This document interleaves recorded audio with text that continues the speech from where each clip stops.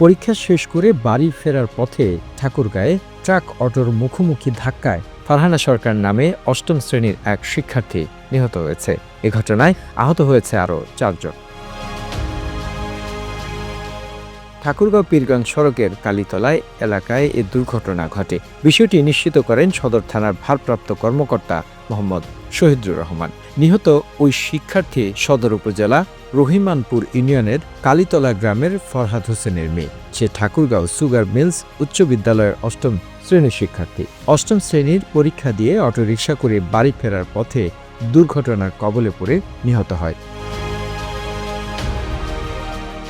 আহতরা হলেন জেলার সদর উপজেলার শিবগঞ্জ এলাকার জসিমউদ্দিনের ছেলে নজরুল ইসলাম, আকসা ইউনিয়নের আব্দুল আজিজের মেয়ে মুক্তা, জামালপুর ইউনিয়নের ফুটকিবাড়ি গ্রামের রিদম, পীরগঞ্জ উপজেলার মোহাম্মদ আতিয়ার রহমানের ছেলে সাজু ইসলাম। প্রত্যক্ষদর্শীরা জানান, শিবগঞ্জ থেকে আসা একটি ট্রাকের সাথে অপরদিকে ঠাকুরগাঁও রোড থেকে আসা অটোরিকশা মুখোমুখি ধাক্কা লাগে। এতে ঘটনাস্থলে ওই শিক্ষার্থী মারা যান। আহতদের উদ্ধার করে ঠাকুরগাঁও ২৫০ শয্যা বিশিষ্ট জেনারেল হাসপাতালে নিয়ে যান স্থানীয়রা।